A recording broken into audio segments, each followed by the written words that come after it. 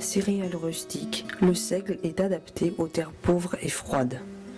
Grâce à ses multiples qualités, le seigle accompagne l'homme de bien des façons.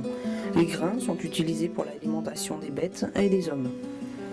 La paille, indispensable aux chaumiers pour faire les toits, sert aussi pour le rempaillage des chaises. Elle permet de conserver ou de faire mûrir. Elle est aussi utilisée pour flamber le cochon. La paille de seigle est la matière première des paillas. Depuis bien longtemps, Joseph Voldoir la calibre, la pique et la coud.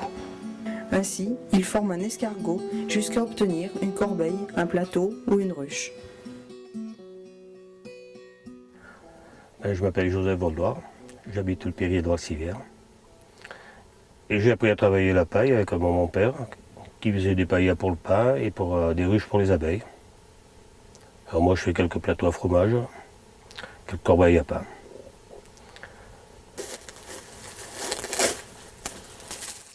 C'est de la paille de seigle qu'on utilise? C'est du seigle de printemps. Pourquoi de printemps? Parce que la paille est moins grosse. C'est du seigle qui est semé au printemps. C'est pas du seigle d'hiver. Et la paille est plus flexible, plus facile à travailler. Voilà, alors là je vais faire une corbeille ovale, comme celle-ci. Voilà, maintenant j'ai préparé le rotin. Et tout. Alors c'est là le plus délicat, c'est pour commencer. Donc on fait passer le bout à l'intérieur. Voilà, pour ça ça tienne. Ou on peut le pas. Mais enfin, à l'intérieur on ne voit pas le petit morceau, sinon je peux laisser au-dessus de la paille.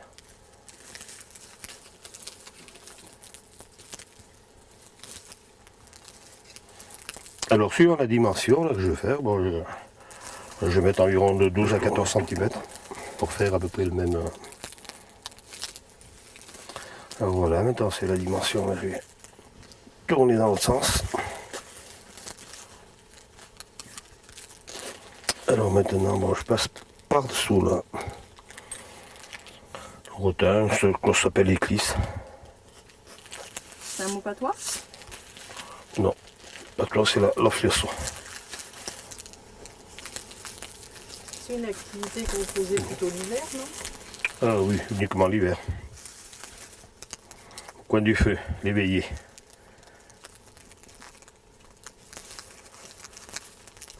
Voilà, alors je tourne à nouveau maintenant. Et il faut bien serrer quand même. Hein. Il faut serrer. Alors pour les doigts c'est très pénible.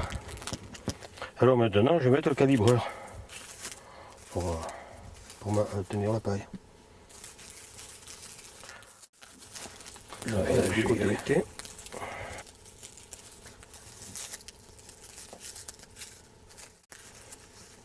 Voilà, là je peux rajouter ma paille pour avoir toujours à peu près la même grosseur de tresse.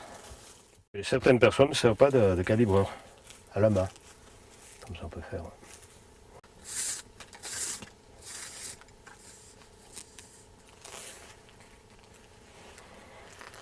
Je plie la paille en dessous pour ne pas voir le. Alors je passe au même endroit que. Il y a beaucoup de gens avant qui en faisaient ici des paillas? Oh, parce que tous les habitants, plus ou moins. Surtout pour les ruches. Les ruches ou les paillas pas. Et la paille, elle vient d'où? Eh bien, elle vient des champs qui étaient à côté. Il y a des genêts maintenant. Mais la paille, on peut la conserver très longtemps. S'il n'y a pas d'un problème, c'est avec les rats surtout. Mais si elle est bien battue, s'il ne reste pas de grains, ça le... Mais c'était surtout pour les torchons.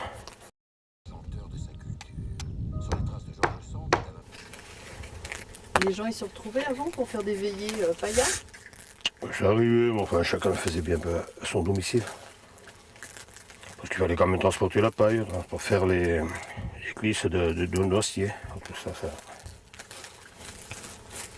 Je croyais que c'était du rotin.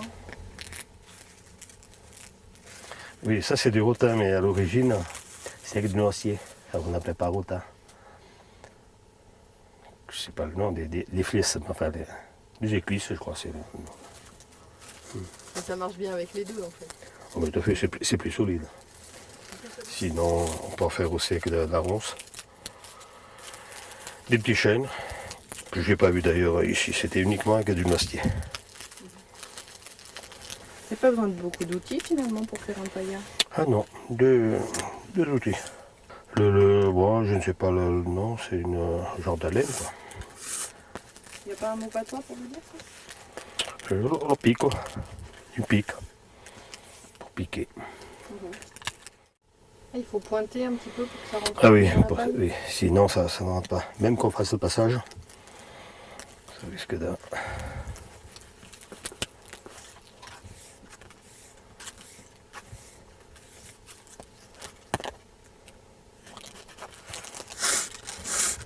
Alors bien faire pour ne pas torsader la... Il faut toujours faire coulisser dans la main. Ça serait de la ficelle, hein, c'est pas Ça c'est pour former le fond du paillat? oui, soit bien plat. Mais je sais pas, moi c'est moi qui fais ça, mais je sais pas les autres si. Voilà. Bon alors ça c'est bien. Voilà, alors je vais mesurer la dimension pour le faire beurrer pareil. Bon, encore un tour.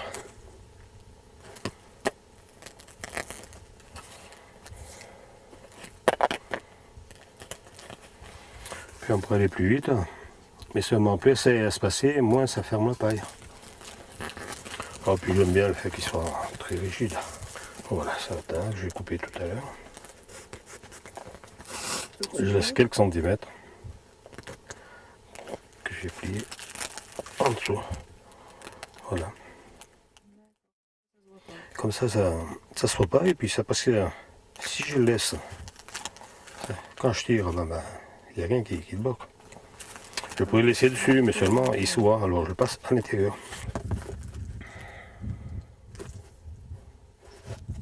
Donc là, on a la même Voilà, il y aura pas la même dimension. Alors maintenant, voilà, je tiens ma paille légèrement au-dessus pour tourner, prendre la forme. Et là, je tenais bien plat. on a plat. Maintenant, je commence et je pique un peu plus. Je vais piquer bien d'aplomb, comme ça. Même au premier tour, il faut choisir l'inclinaison, on va dire. Si je vais faire une ouverture entrée ou montée d'aplomb, si je veux faire, je peux le faire. Mais ça, il n'y a pas de gabarit, c'est au coup d'œil qu'on fait ça. Il n'y a pas de... Il n'y a pas de... On ne peut pas mesurer, quoi. Si on pourrait bien faire un gabarit en face. Ça n'existe pas les gabarits pour un... Non, vraiment pas. C'est comme pour faire un planchon, l'épaisseur aussi ne mesure pas au mètre. C'est le coup d'œil.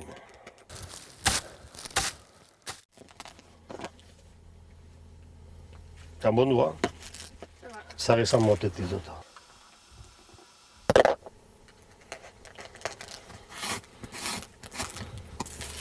Et quand ils faisaient des paillas avant, ils les vendaient jamais? Je crois pas.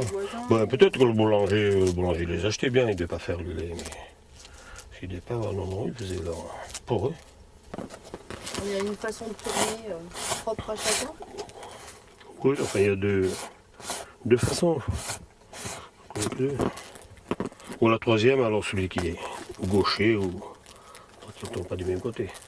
Mais sinon, là, il y a au lieu de piquer comme je fais, c'est-à-dire à plat, puis comme ça. On pique de l'extérieur. Comme ça, au lieu de voilà. L'escargot c'est dans l'autre sens. Et c'est plus facile dans ce sens-là? Oh, oui, parce que je ne sais pas le faire dans l'autre sens. Oh, peut-être que je m'apprendrai. Mais ça monte très bien, je pense. C'est quand on est habitué. J'essaie, ça serait une très bonne. C'est une bonne école, ça. Alors il y a le rotin plat, le rotin comme celui-là c'est du demi-plat. Et le rond, comme dans les paniers qui est tout rond. Voilà. Donc il y a le jaune aussi qui se travaille de la même façon que la paille. Oui, j'en ai fait un pour voir ce que ça donne. Enfin. Puis j'aime autant la paille, ça fait aussi beau quand même. Donc pour ça, quoi. Les gens l'emploient surtout pour empailler des chaises. Il est plus solide aussi, les gens. Mais c'est du genre encore parce qu'il doit y avoir du genre qui est plat.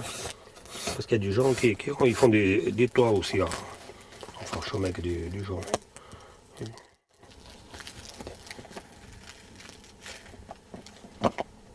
J'arrête, j'ai commencé à monter là. J'ai fini là, le tour. Alors, je vais arrêter en face pour qu'il y ait la même hauteur.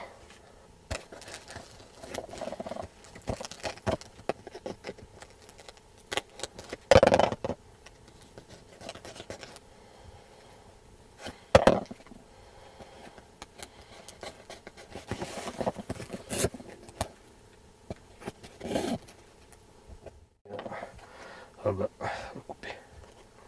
C'est cassé. Parce qu'il y a des nœuds là, et il faut bien prendre du côté, c'était bien parti du bon côté, mais s'accrocher, bon ben, il faut commencer. C'est-à-dire si j'ai un peu de moins tiré, j'aurais peut-être pu sauter du bout, mais si j'aurais été au milieu, j'aurais bien conservé.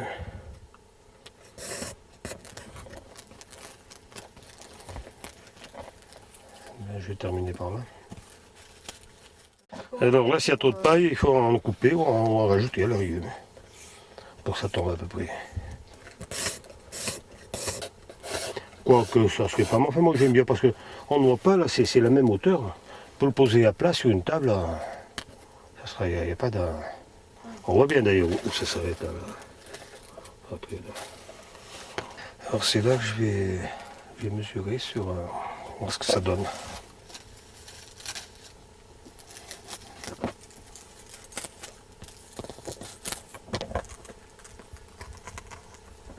Voilà, c'est les derniers tours là.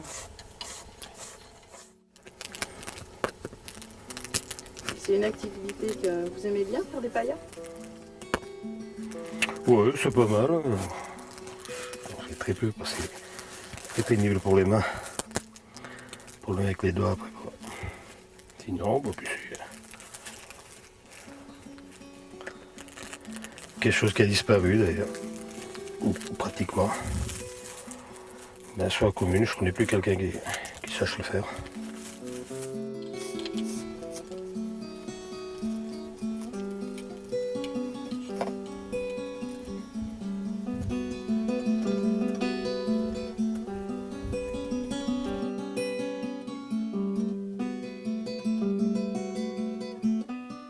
Réaliser cette corbeille ne demande que quelques brins de paille, du rotin et une pique.